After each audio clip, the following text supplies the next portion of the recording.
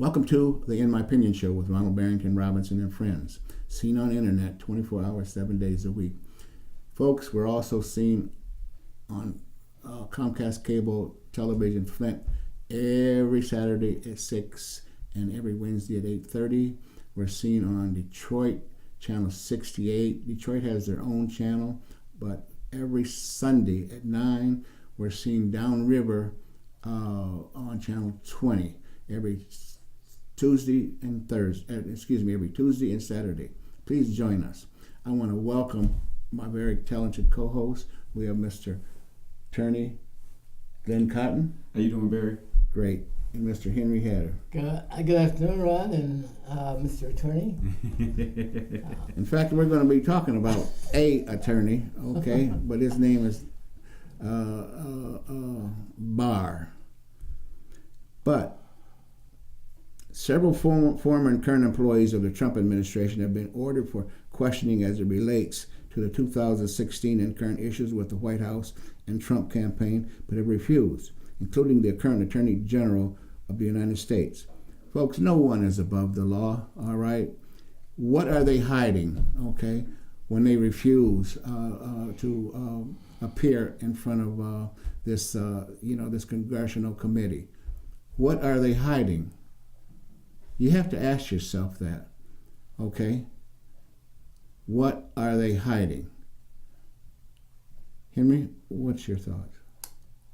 Well, and we're talking about supposedly why people who are summoned to appear before the Congressional House are not showing up. Well, if you go back to the last of the episode that ended with Comey, you remember the reason that he did not accuse the president of any wrongdoing is because he wasn't indicted. And you can't, people don't have to come unless they're indicted. And here, folks, I'm talking to a very skilled attorney here, and I may be out on thin ice, but I hope I'm not. But you're on a little bit of thin ice.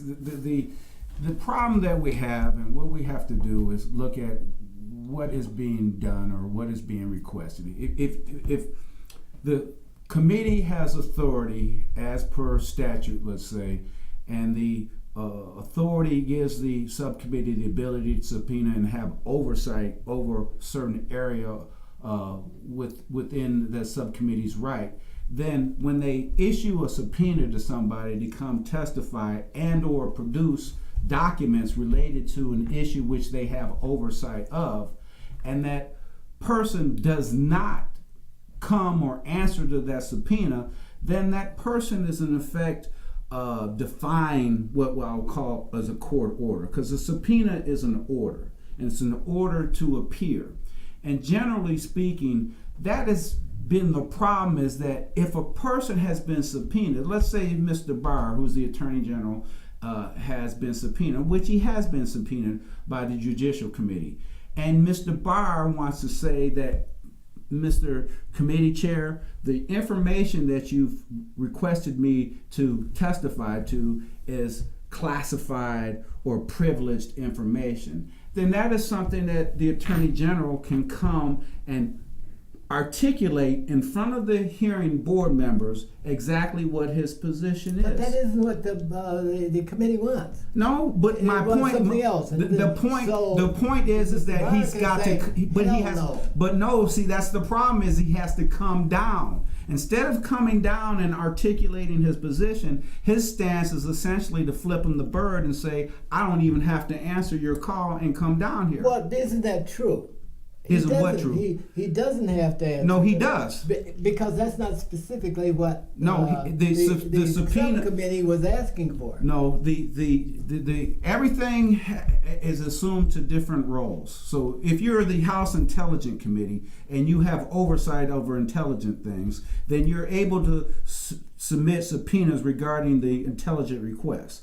Here we have a issue that's in front of the Attorney General. And the Attorney General has been asked with respect to information regarding an investigation that is conducted in his department. Therefore, he has the obligation not only to the American people, but to this congressional committee to come before that committee He's and already test given them the report. No. Yes, he has. He's given them the See. report. This is the thing. You're mixing apples with oranges, okay? And that is this: is that you believe because he submitted a redacted report. Yes, the That's what redacted they report. wanted. They want the unredacted report. But he says you'll only get the redacted. And guess that's what? within his And right. guess what? He needs to come before that hearing and say that under oath, which he has not. Well, why should he have to do that? Because that's the law, Henry. And concluded that That's the law, this- Henry. The law is No. that you should follow the precedent. Guess what, Henry? And I'll give you the prime Show example. me who authorized them to give that to come. The before- statute that authorizes it. statute. There's a statute. There's a USC code statute. Just like the last time I was here, we talked about the subpoena power of the chairman of the House and Ways Committee and regarding tax returns that have been codified. The same exists for oversight, Henry. Those things are codified. That means written into law. Yeah. So when they're written into law, that means somebody should follow the law. Did And the- guess what? When you don't follow the law, there should be consequences, and people aren't talking about the consequences. That's why they can get away with it. No, they Because see there are the- consequences. The law is not definite enough. It And is. besides, I that disagree with you, Henry. Subpoena did not say specifically what he had to respond to. I And disagree he with said, you. No, I've already done that. He gave you a response. I disagree with you wholeheartedly. He gave a And if response. I was in charge of now Congress, they're picking on him. well, if I was picking on him, I'd be knocking on his door So with the he's sergeant going of to arms use all of his legal rights to challenge. to obstruct. to challenge you. I'm going to challenge him, all right. I'm going to knock on his door with the sergeant at arms to drag him before the congressional subcommittee. That's what I would do if I was in the Democratic leadership, because people don't understand. There's precedent for everything that has been done. Yeah. Precedent. People believe that you have to reinvent the wheel in order to get something There's done. precedent and statutory, but if it's not statutory, you might still have a problem. But guess what? It is statutory, and there's precedent, and there's both. So the whole problem is You this. didn't say it was statutory. I did say it was statutory. I said there's a USC code that exists, which is statutory. Okay, but my point to you, Henry, is this: is that they want to test to see if Congress wants to have any backbone to enforce the consequences. And see, I would give them exactly what they want, the images that they want, and that is the government knocking on your door and dragging you down to the congressional subcommittee, albeit in handcuffs, if that's what you want. If Mr. Barr did not have these prerogatives to exercise, why aren't the subcommittee pouncing on him? I don't know. You have to ask them. Well, you failed the law if you don't execute it. Well, you I'm need to stand up and say what you mean and do what you That's right. have the power to do. That's or be right. quiet. Or forever be quiet. I'm going to agree with you on that. It's time to put up or shut up. And that's coming.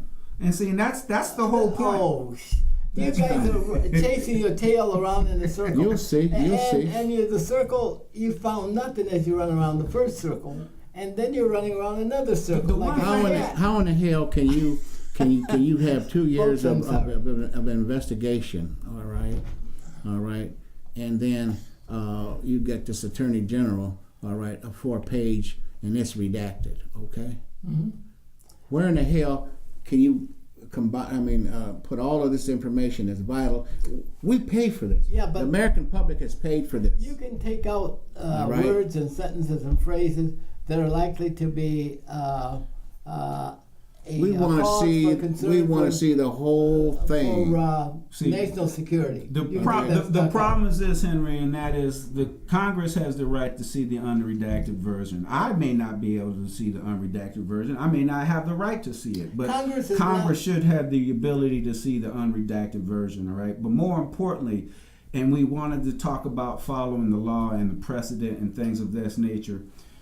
If anything, and people have not learned from Watergate, and that is the cover-up is always going to be worse than the crime. Well, see, Nixon this is took his, he's all out of it now. but see, That has been the problem established. is that people under the Trump administration have been lying and been convicted of lying to the FBI Have with Democrats respect. also been convicted of lying? Not in this administration. Oh, yes, they have. In this administration, no. No, I said Democrats on the other Well, side. we're talking about now, Henry. We're not Well, talking about then. We can talk about Democrats down the line who've been convicted. I'm talking about now. No, they're not. There's not one Democrat that's been convicted now with respect to. But have they been accused of lying? We're talking about. All So, right, former. Congress is not fit. We're to- talking about the Trump administration. Okay, we're not talking about Democrats. We're talking about the Trump administration, his attorney general, and all of those other Republicans. All right, former and current people under the Trump administration. So let's stick to that. Okay, now you guys are not giving the Republicans credit For what? for challenging Trump in the situation What have they challenged him on? many things, including the tariffs and all of that stuff. So you guys know that. But you still think that you're going to make something happen to bring Trump down. And Henry, I'm not trying to make anything to bring Trump down. Yeah, that's what Democrats are doing right now. They're doing everything. In fact, including sacrificing the country. Some Its of his boundaries. own people Its boundaries. have. You all right? We need to work for the integrity of the country, not simply tear it down just because you didn't win or you don't have your way. This country belongs to everybody. All I got to tell you this, Henry, is that when I took my oath, I swore to uphold the laws of the United States Constitution and the Constitution of the state of Michigan, right? And in my practice of law, Henry, that is the foremost of what I try to make sure that I do. I believe you try to do it. I'm not sure law. everybody else does. But again, when you swear an oath, all right, whether I'm an attorney, whether I'm a police officer, when you take an oath, that oath is not hollow. That oath is based upon something. And when you see something happen under your watch, your duty isn't to your boss. Your duty is to your country. And that is a fundamental problem under this current administration, is they believe they work for the boss as opposed to working for the American people. The American people deserve someone who's protecting and is looking after their interests by, for, and of the people. When you work in government, and I've worked for the state of Michigan in the judicial capacity before, so I understand working for the government, so to speak. You and I both do that because I took the same oath. And the point is that you don't take those oaths lightly, and you perform your duties under your job to your best of your capabilities. And if you can't perform those jobs or those duties, you either resign, quit, or get fired. But the point of the matter is that you're doing things to the best of your utmost of your ability. But when you see folks that now it appears we have a lot of folks that want to look the other way when they see something happen that they believe is fundamentally against the American people, and they stay silent about it in the function of their official capacity. I believe that. I believe that's a problem. I don't care if it's the Trump administration, if it's the Obama administration. When you see something wrong, you should speak to it, because the American people deserve the truth. And my grandmother used to always say this, and you can remember and someone telling you this, Henry, and that is, the truth sometimes hurts. Yes, it does. But the truth will set you free. And see, people always want to get in a zero-sum situation that you're either going to win or you're going to lose. The truth has no winner, has no loser. But the truth is the truth. Anytime you're caught in a terrible conflict, like is going on between the president and the country, I mean Congress, you have to take sides. and everybody does. Now, when you take sides, you're not effective. You're just rolling around with whatever comes out of this process, this mix, will be the side that I'll assume is I will support. But I see both that side for Democrats and I see it for Republicans. They're not doing their business now. Well, I agree. Government's not functioning. Period. Everybody is afraid to make a decision. Our federal government does not function effectively because of the partisan politics that exist and the special And it's not interest. all Republicans. No, Republicans are part of it. I know that, but we're gonna say it's special interest well, we can say on both sides. people do join the side that favors their interest, and they don't look at what's right or any kind of solution to the problem that might be what we're discussing. They just jump on the side that they think that there is going to win, and they stay there. They are no longer effective. They do nothing. They're just wait. So until something comes out of it. Now, like this thing with the subpoena here, that be in the House, I think that we need to be cautious. I see what you're driving at. That if Barr is subpoenaed, he should answer. But the first thing I had to make it a point that he has a right to object. Yeah, but your objection comes in the form of their hearing. You come there and you say, listen, Mr. Chairman, I object wholeheartedly to you subpoenaing me because guess what? I have executive privilege. I'm protected under the Constitution and all of that good stuff. But he hasn't done that. But I moved past that, sir. Okay. Let's assume that you convinced me that maybe the House should hear his information. With or without the subpoena. Well, he's got to come. Well, I'm not. They'll listen to him if he comes. He's going to come. But see, that's the problem, Henry, that we have, and that is the beauty of our republic. And this is the one thing about our form of government that people don't understand is that we are a republic. All right, we have a system of checks and balances. No one part of the system is higher than any other part of the system. But it breeds a lot of instability, a lot of guesswork. Now, guys, if you think this country is in great shape right now, the next phase, do you know what a democracy evolves into? You know what a democracy should evolve into a democracy. No, it evolves into fascist type government. If you go back, that's where people want to go into with respect to Germany, and that's because they want to say that's the natural consequences of German. All right, guys, we've never been so divided racially, culturally, economically, religiously, all of that stuff, and we can't even go to Washington and come up with a consensus argument on how to pay for the roads. Oh, I agree. I agree wholeheartedly with that. Or what to do about health care. This is the problem. And you guys say democracy is working? Yes, democracy is working. I don't see it. And this is the thing that people have to understand about democracy. Democracy does not mean perfection. Democracy does not mean that everything you got too many people making the decisions.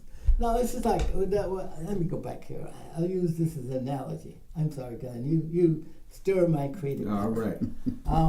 Now, like we were talking about the abortion, and you got to remember that the brain here is the center of all things, and it directs the body to do everything. That's right. I agree with that. That's what Congress should be doing. That's what your government should be doing. But in the same way, instead we delineate the power down to states and individuals and boroughs and cities and so on and so forth. Now, all of them have brain centers. All of them are talking at once. All of them are creating something that's contrary to what the brain wants. And that's what's happening in Washington. I know this is an analogy that is probably hard for people to follow, Oh, it's very easy to follow because I'm going to just tell you that it primarily comes from the Republican school of thought because it all derives I like from your that. point of local control and local autonomy, and that's big in the Republican school of it thought. is. And so if you take that back and you control everything and you're at the top of the control party and the whole 9 yards, then your party is really the one who's destroying the fabric of America with their policies. There are a lot of Democrats who feel the same way as Republicans. But again, they're not in control. Yeah. And again, when you exercise that control and it's producing the results that we have, that is part of our democracy, and that is people are going to be able to see and vote to either I'm giving the thumbs up. I like everything that they do. Or no, I don't give them the thumbs up. I give them the middle finger, and we need to change this. Or they can say, you know what? I agree with some things, and I disagree with others. That's the beauty about our system. That's the beauty of the system, And people don't recognize that system does work. Yeah, but the system comes close to cleavage. It's near the edge of the roof. The edge of the roof. And it doesn't collapse. And it doesn't collapse. We haven't seen the last of this yet. That's right. It hasn't collapsed yet. How so- many years have we been in a functioning democracy? Yeah. But How many? I didn't hear that. 237. Okay, so the roof hasn't collapsed yet, has it? Okay, but we're facing a grave thing during the paradigm shift. You don't know how we will break up. We may break up like a ripe watermelon. And go our own directions. And what, we'll the states, tear down the country. the states break up, and California becomes that 6 states that it's supposed to be. It might. Okay. And then we have Mexico. They say they want the whole Southwest back. Now, guys, we have some great problems that our kids and the next generation has to solve. We're talking about them, and we're saying everything is good, and we're making no plans to stabilize the country for the next generation. We're spending its wealth. We spend money like it's going out of style. But see, each generation accuses the prior generation of spending money like a drunken sailor. Well, we don't want to become a third world nation by spending all of our treasury. We know that the United States has the largest share of gold in the world, and this is why we're probably still spending. They won't tell you that, but I've looked it up and studied. Yeah, because nobody knows how much we got in Fort Knox. Yes, I know that. We own 43% of the gold in the world. Again, back to my point. And I think Germany is second. I think we will agree to this, Henry. Do we know how much gold we have in Fort Knox? No, I don't. That's not relevant. Yeah, it is, because you just talked about the economy. Well, what I'm saying is that this is something that's published before all world banks. And the amount of gold that the United States has in Fort Knox is not. It's 43. Well, And again, back to your point that you're making, I believe, is that their wealth that this country has, especially the wealth is what keeps because us of stable. the precious metals that we are obtaining. And that's what keeps us stable, sir. I don't It's not the attorney. I don't disagree. It's not the law. It's the gold. Okay, if you it's the gold. okay, Keeps us stable. Well, I'm going to say this. And once we become a poor country, we will fragment like glass. Okay, well, I believe that we got 32 years before the paradigm shift. we control as much of the world's riches as any one country can. Yes. And so I don't think that we're going to be broke anytime soon, Henry. No, we won't be. But So if we won't lose power. Yes, we are. We're losing power every day. Now, here's the thing that you don't understand and people don't face up to. Our deficit spending is... Well, this is your president right now. We had Democrats do the same thing, and they did it for the right reason. Obama didn't do all of that because he just wanted to spend more money necessarily. He did it because he had to. So what your response to the deficit spending is everything should we have a balanced budget amendment and all this good stuff? I think that we do need to reduce our spending. We never want to become a third world power. And I don't think we will. Guys, you have no idea of what's ahead of us. the challenges Oh, that wait, our kids have to face. The challenge is, Henry, that's the unfortunate thing is because of my profession, I do know dire straits when I see dire straits, okay? And I am of the belief that the glass isn't either half empty or half full right now because I don't think we're on the teeter-totter of completely exploiting all of the world's natural resources, but we're close to it. We need to get back to the topic about the subpoenas and so forth. Is all of, the dialogue is great, but the congressional subpoenas, and these folks are not following the law. All right. If I could, I'd drag every last one of them, in handcuffs to appear in front of my committee. Period. All right. You can either say I take the fifth, whatever, but your ass is going to be there. Yeah. Period. Yeah. Okay. Even Trump. Period. See, I think the problem that the American people have is when somebody doesn't appear, somebody doesn't have a dialogue, just as we've had on various issues, then people say, what are you hiding? And see, Exactly. I don't want to come back with the impression that something is not being shared with me because they don't come. And that's what's being left out there right now is that no one's showing up, so they just leave a mind to speculate. Mm-hmm. And when somebody speculates, they always think the worst with respect to the consequences or why somebody's not appearing. So I'm always, going back in the old school and saying that it's good to hear from the horse's mouth what the horse has got to say. So I would say this, and that is, I'm always going to answer a subpoena, whether I like what the person has said, whether or not I agree with what's in the subpoena. By coming and answering the subpoena, mm-hmm. Number one, you're giving respect to the rule of law that has honored and issued that subpoena. But number two, you're showing that you have nothing to hide. And you may take the fifth. You may say for privilege, but you're not hiding nothing. Yeah, but I agree with you on that. We don't have an argument on that.